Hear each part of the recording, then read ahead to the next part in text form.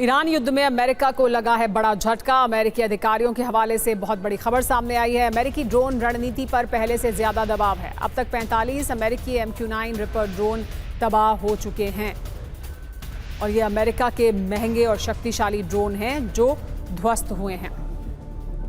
तो अमेरिका की drone power कैसे खत्म हो गई है ईरान युद्ध में और उस पर कितना दबाव है, ये अमेरिका के अधिकारी ही बता रहे हैं। तो देखिए हुआ क्या है, आइए आपको समझाते हैं और ये कितने बड़े और महंगे ड्रोन हैं अमेरिका के जो नष्ट हो रहे हैं। अमेरिका की ड्रोन पावर क्या खत्म हो रही है, क्या असर है, खबर क्या है, जानिए। 45 अमेरिकी MQ-9 रिपर ड्रोन नष्ट हुए हैं। अमेरिकी रिपर बेड़े का करीब 25% तबाह हो गया है। 1.3 अरब डॉलर का नुकसान बताया जा रहा है। MQ-9 रिपर ड्रोन क्या है समझिए। अमेरिका का प्रमुख निगरानी और स्ट्राइक ड्रोन है ये। इसका असर क्या होगा? अमेरिकी ISR क्षमता पर दबाव और बढ़ेगा। ईरानी एयर डिफेंस क्षमता को इससे बढ़ावा मिलेगा। महंगे ड्रोन को हर इलाके में भेजना भी मुश्किल है। अब अमेरिका को ड्रोन रणनीति बदलनी पड़ेगी। नुकसान जारी रहा तो रिप्लेसमेंट बड़ी चुनौती होगी अमेरिका के लिए।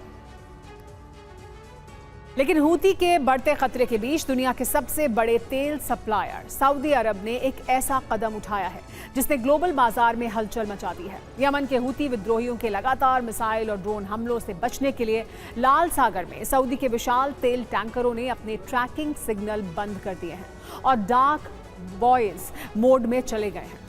बाब-अल मंदेब के खतरे से बचने के लिए कई जहाज़ों को अफ्रीका के केप ऑफ गुड होप का हजारों मील लंबा चक्कर लगाना पड़ रहा है, जिससे माल ढुलाई की लागत बढ़ रही है। इसी बीच सऊदी अरब ने ओमान के साथ मिलकर रूब अल खाली के रेगिस्तान से नया ग्रीनलैंड कॉरिडोर तैयार किया है, जिसे सऊदी अरब का मास्टर स्ट्रोक माना जा रहा है।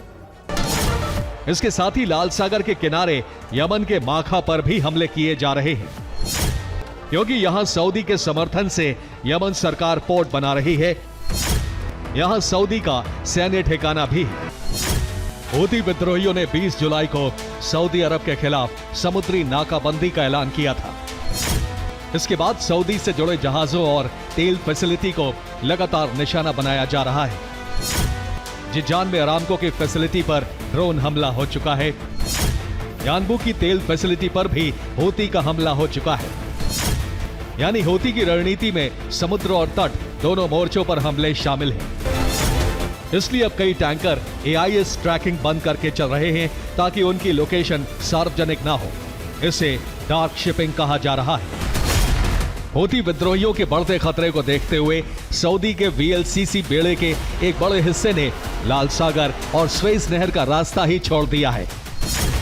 ये जहाज लाल सागर और बाब-अल मंदेब से बचने के लिए लंबे समुद्री रास्ते अपना रहे हैं।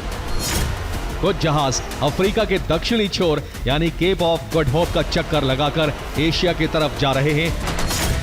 सऊदी अरब ने अब अपने तेल की ज्यादातर सप्लाई को उत्तर की तरफ मोड़ दिया है।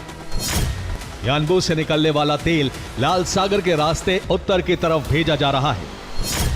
इसके लिए स्वेज नहर और मिस्र की स्यूम्ड पाइपलाइन का इस्तेमाल हो रहा है।